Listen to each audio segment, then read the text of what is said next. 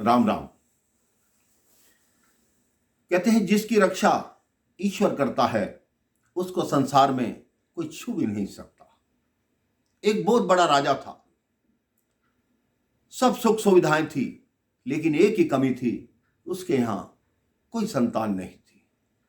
उसके मन में एक ही अभिलाषा थी कि एक पुत्र हो जाए जो मेरे राज्यपाट को संभाल सके। उसने तरह तरह के प्रयास किए। अंत में तांत्रिकों को बुलाया गया। उन्होंने कहा, अगर किसी बच्चे की बलि दी जाए तो आपके यहां पुत्र की प्राप्ति हो सकती है। राजा ने पूरे नगर में ढिंढोरा पिटवाया। उसने कहा, जो भी स्वेच्छा से अपने पुत्र को मेरे को देना चाहता है, मैं उसकी बलि देना चाहता हूं, वो मुझे दे। उस बच्चे के बदले मैं उसका घर धन से भर दूंगा। एक गरीब माता पिता थे। उन्होंने सोचा, हमारी 4 संतानें हैं, उसमें से एक पुत्र को दे देते हैं तो बाकी की 3 संतानें पूरा जीवन सुख से काट लेंगी। उन्होंने अपने पुत्र को राजा को समर्पित किया। राजा ने उसके बदले धन दे दिया। वो बालक राजा से बोला कि आप मुझे यहां क्यों लाए हैं? राजा ने कहा, आपकी बलि देनी है। तो उस बालक ने कहा, मुझे थोड़ी सी रेत मंगवा दीजिए।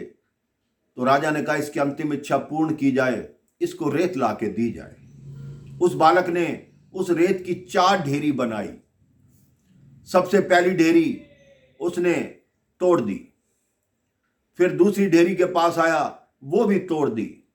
तीसरी के पास आया, उसको भी तोड़ दिया, लेकिन चौथी ढेरी को वैसा रखा। राजा ने पूछा कि बेटा, आपने ये क्या किया और क्या कर रहे हो? वो बालक बोला, हे राजन, मैंने 4 ढेरी बनाई। पहली ढेरी माता पिता के नाम की, उनको मेरे जीवन की रक्षा करनी चाहिए थी, लेकिन उन्होंने मुझे त्याग दिया, इसलिए मैंने उनकी ढेरी तोड़ दी। दूसरी ढेरी सगे संबंधियों की, जिनको मुझे बचाना चाहिए था, जो कहते, मेरे माता पिता को समझाते कि ऐसा मत करो, लेकिन उन्होंने ऐसा नहीं किया, इसलिए उनकी ढेरी भी तोड़ दी। तीसरी ढेरी राजा की। राजा का यह कर्तव्य होता है कि प्रजा की रक्षा करे, ना कि प्रजा की बलि दे, इसलिए मैंने राजा की ढेरी भी तोड़ दी। अब ये ढेरी बची है, वो ईश्वर की है। मुझे ईश्वर पर पूर्ण विश्वास है कि वो मुझे बचाएगा। बच्चे की बातें सुनकर राजा की आंखें खुल गई। उसने बलि का विचार ही त्याग दिया और उस बालक को अपने पुत्र के रूप में गोद ले लिया, अपना पुत्र बनाया, उसको राजकुमार बनाया।